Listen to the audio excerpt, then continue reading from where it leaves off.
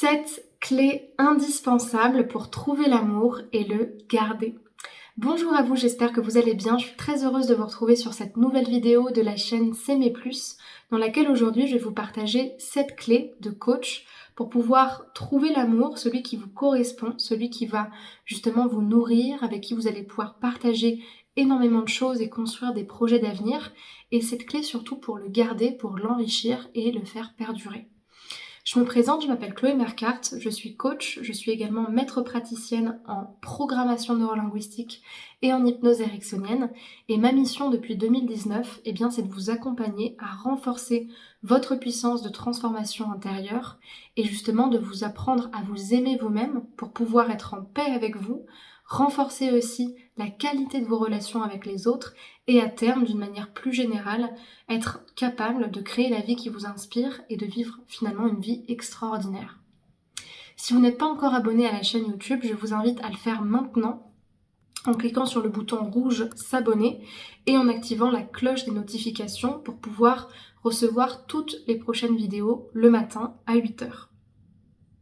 Pour les femmes célibataires d'entre vous qui me regardent et qui veulent justement renforcer leur estime d'elles-mêmes tout en trouvant l'amour sur les sites de rencontres, sachez que j'ai créé une formation offerte qui peut vraiment vous intéresser, qui s'appelle Incarner la femme sensationnelle, lumineuse et unique qui l'épousera, et durant laquelle vous avez toute une série de vidéos avec des outils pratiques pour pouvoir justement atteindre cet objectif. Donc pour vous la procurer, allez dans la description de la vidéo, cliquez sur le deuxième lien qui y correspond et remplissez le formulaire pour la recevoir directement par mail.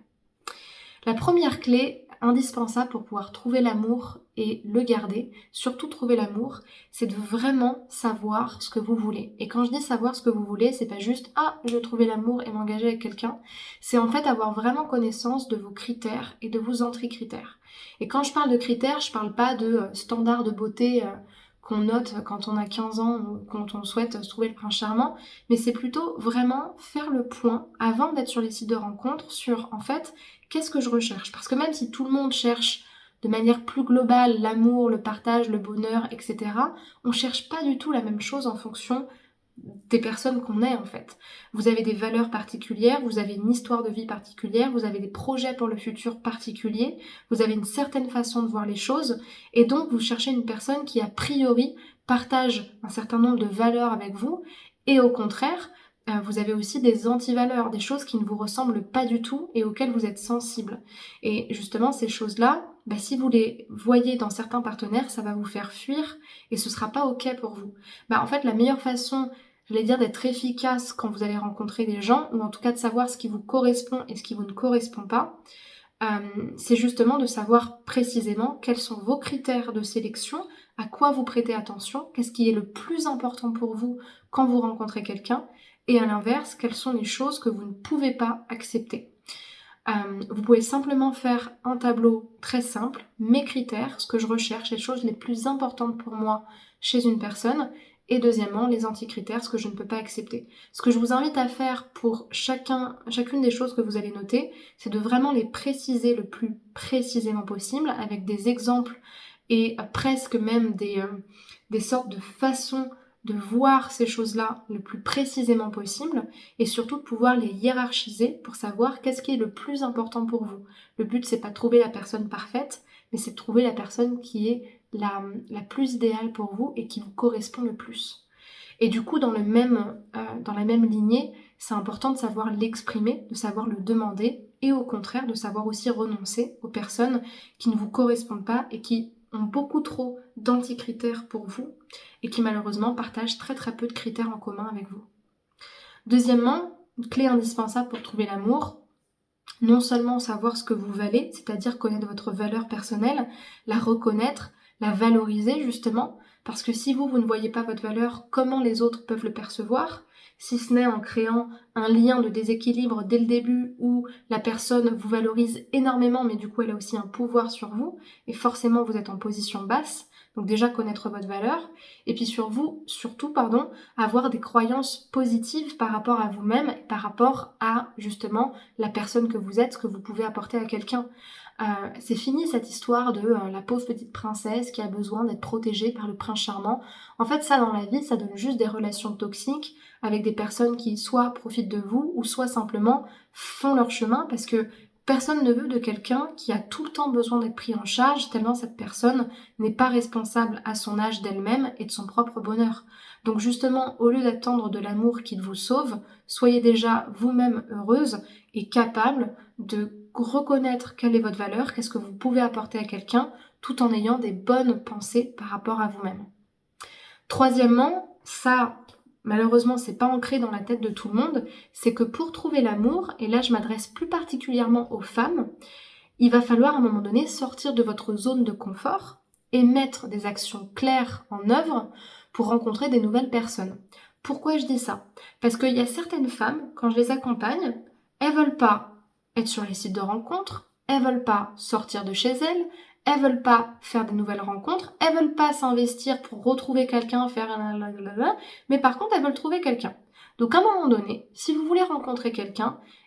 ça demande de vouloir rencontrer. Et rencontrer, c'est justement faire la rencontre de l'autre dans sa carte du monde. Donc c'est non seulement sortir de chez soi, non seulement faire des rencontres, ou au minimum se rendre disponible pour être sur les sites de rencontres. Parce que vous aurez beau critiquer les sites de rencontres autant que vous voulez, en attendant c'est une super invention technologique pour trouver des personnes qui vous correspondent sans avoir à sortir de chez vous.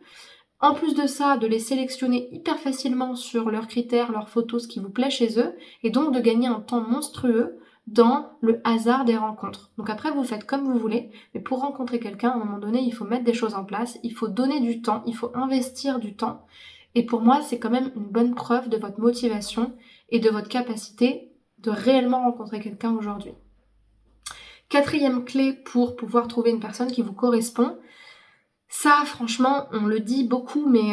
je trouve qu'il faut vraiment en faire l'expérience pour en reconnaître la valeur. C'est de prendre le temps de connaître la personne pour voir si au-delà de l'attirance, elle vous correspond vraiment. Et pour moi, ça demande plusieurs mois de fréquentation, ou alors ça demande d'avoir conscience de ça quand vous vous mettez avec la personne, pour ne pas vous dire, bon bah dès que je me mets avec quelqu'un, c'est tout cuit, c'est l'autre de ma vie, je vais rester toute ma vie avec, mais plutôt de vous dire, bah dans les premières années, il y a énormément de choses que je vais apprendre par rapport à lui, et toujours à garder en tête que quelque part, les premières années, c'est quand même des années de test. Alors, pas pour tout le monde, il y a des personnes qui ont besoin de moins de temps, qui sont convaincues plus facilement, mais je trouve que quand même, quand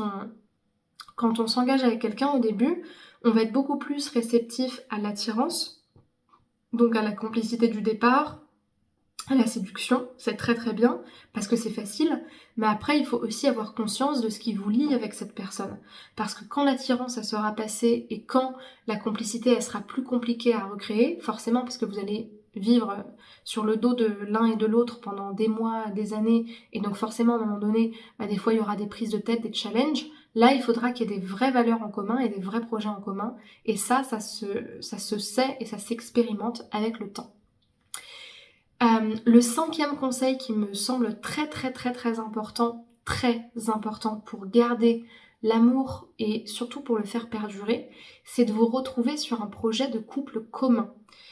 Encore une fois, c'est dans la même lignée que ce que je disais. Quand il n'y a plus la passion du début, quand il n'y a plus la libido du début, quand il n'y a plus l'attirance du début, bien sûr on peut trouver des façons de la relancer, mais il n'y a pas que ça en fait. Parce que finalement, c'est super d'avoir du désir pour son partenaire, mais quand on passe des années avec la personne, la relation elle évolue, il n'y a pas que ça qui reste. Parce que si c'est que ça, finalement c'est très superficiel. Et finalement, qu'est-ce qu'il y a de plus fort et de plus essentiel que le partage? Et le fait d'avoir un projet commun, que ce soit une famille, que ce soit des voyages, que ce soit de l'investissement, que ce soit une passion commune, ça vous permet quelque part, ça peut paraître bizarre, mais de devenir ami avec votre partenaire. Et quand on noue une amitié, on noue quelque chose de beaucoup plus fort et de beaucoup plus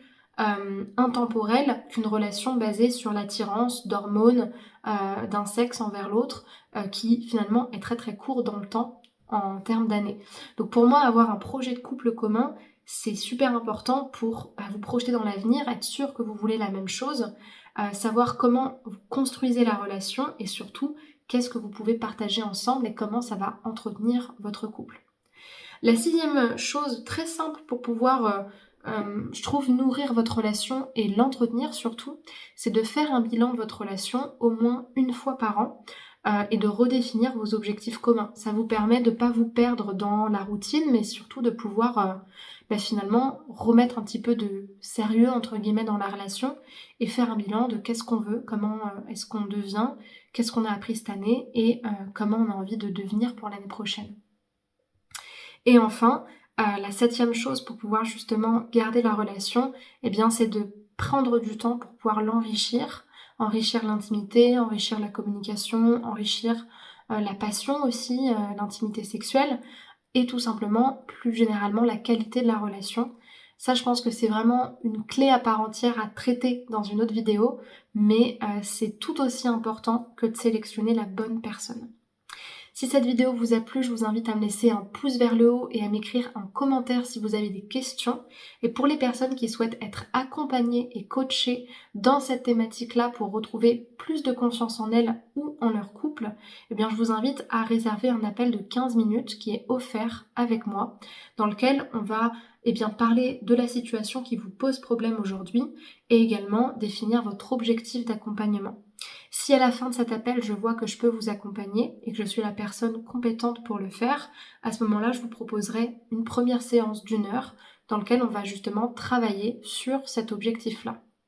Pour les autres personnes, je vous invite à jeter un coup d'œil à la description pour pouvoir prendre connaissance de mes offres de formation. Il y a des formations sur la rupture amoureuse, sur la dépendance affective, sur l'estime de soi ou encore sur la séduction. Et pour réserver l'appel de 15 minutes, c'est le premier lien dans la description de cette vidéo.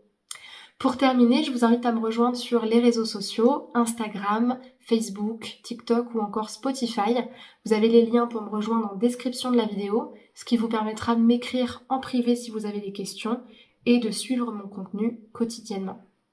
Je vous remercie pour votre attention et je vous souhaite une très bonne journée. Prenez bien soin de vous.